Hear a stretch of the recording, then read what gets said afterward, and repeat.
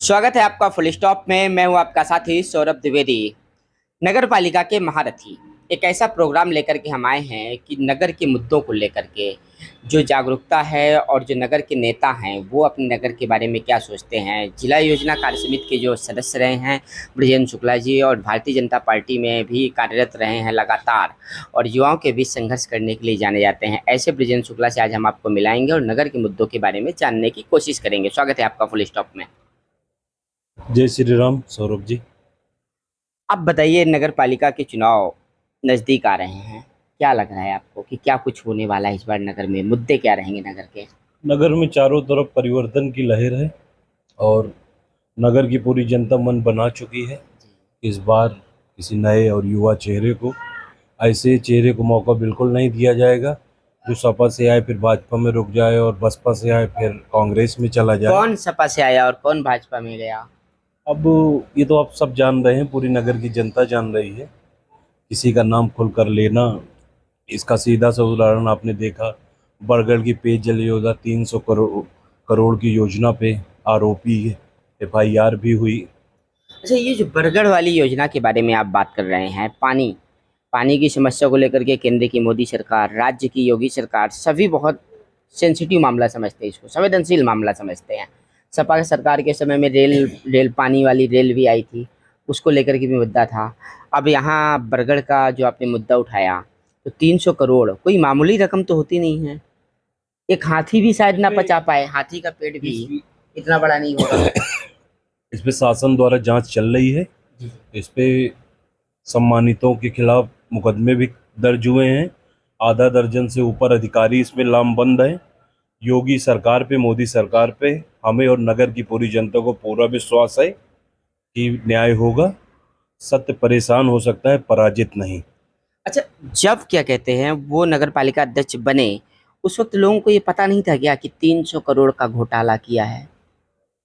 वो घोटाले, वो क्योंकि नगर पालिका अध्यक्ष बने, स्वतंत्र देव जी प्रदेश अध्यक्ष थे, उनके नेतृत्व में सदस्यता ग्रहण कराई गई थी और इन चीज़ों पे नहीं जब ध्यान चुनाव दिया। लड़े थे तब जनता ने ध्यान नहीं दिया क्या? नहीं, जनता तो खुद जान रही कि वो कैसे चुनाव जीते, अच्छा। कैसे धन बल का चारों तरफ प्रयोग किया गया और किस तरह से चारों तरफ। आप भी नगर के बाहर के नहीं हैं, आप हर मुद्दों पे जान रहे हैं। तो ब्रिजेंद्र जी, जैसे बुरा मत मानिएगा, चुनाव लड़ने का सिस्टम भी यही है। पैसा लगता है, लोग पैसा खर्चा करते हैं, चुनाव जीत लेते हैं। वही सब सिस्टम बदलने के लिए तो आज युवाओं को आगे जाने की जरूरत है। आसामी और व्यवसायी आते रहेंगे तो राजनीति, आप जान रहे हैं कि व्यापार का एक दिन आने वाले समय में केंद्र बन जाएगी। भाई, आप एक बड़े राजनीतिक परिवार से हैं, पिताजी आपके भाजपा के जिला अध्यक्ष रहे और खुद आप सभासद भी रहे, जिला योजना समिति के सदस्य रहे। सभासद रहते हुए आपने क्या काम किए होंगे कि इस वार्ड की जनता आपको वापस कुछ बनाने के लिए सोचे? सभासद रहते हुए मैंने, गोस्वामी बस्ती थी जिसमें चौबे जी थे, बिहारा के पूर्व शिक्षक रहे हैं, उनकी भूमधरी से उनके आग्रह करके मैंने सड़क बनवाई जो पिछले 50 वर्षों से 200 से अधिक लोगों के मकान थे जिन पे कोई रास्ता नहीं था। पहला काम मैं सभासद में, जब मैं लड़ा और निर्वाचित हुआ तो मैंने ये वादा किया था। बोर्ड की दूसरी बजट पे, पहली बजट पे मैंने प्रस्ताव रखा, दूसरी बजट पे वो संशोधित हो गया और लगभग 2 से 3 महीने के अंतर्गत काम लग गए। आपके सामने, रामायण मेला के ठीक सामने मैंने बनाया। शिवराज सिंह सेंगर जी के मकान के पास से मैंने बनाई। ये आपका वो श्री जी भवन के बगल से एक 15 बाई 50 का एक मकान था जिसमें बहुत से माफियाओं की नज़र थी, जिसको मैंने ब्लॉक लगवाकर नगर पालिका के लिए सुरक्षित किया। तरी मोहल्ले में मैंने 3 किलोमीटर की रोड का प्रस्ताव दिया जिसमें से लगभग 1 किलोमीटर के लगभग की रोड संशोधित है और बनी। मुस्लिम बस्तियों में भी मैंने बहुत काम कराए, लाइट लगवाई, सौर ऊर्जा वाली लाइटें लगवाई। और भाजपा का मैं मुस्लिमों का तो 36 का आंकड़ा रहता है, तो आपने कैसे काम किया?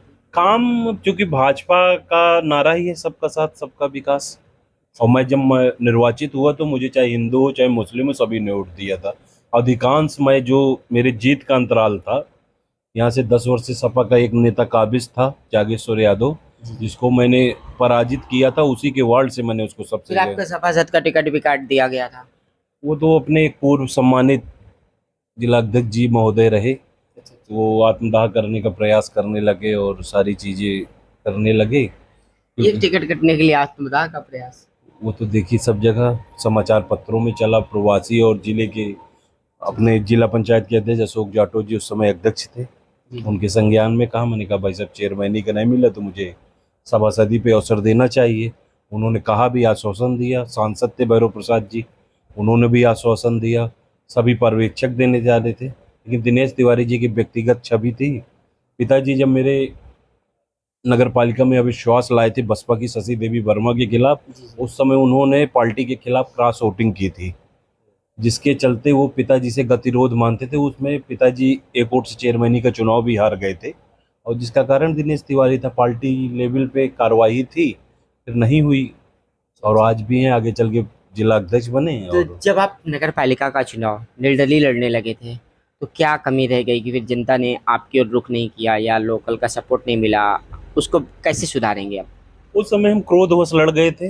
लड़ने की कोई हमारी प्री प्लानिंग नहीं थी। जब सभासदी का टिकट कटा, क्योंकि पहले तैयारी हमने पार्टी की ओर से की थी कि पार्टी से टिकट मिला, क्योंकि पार्टी से नहीं मिला तो मुझे लगा मैं निर्वाचित सभासद हूँ। सभासद अब चूंकि अब लड़ा नहीं, तो लगा कि भाई अब सभासदी क्यों लड़े निर्दलीय, जब लड़ना है तो फिर चेयरमैन ही लड़े। अच्छा अच्छा, ये बात थी।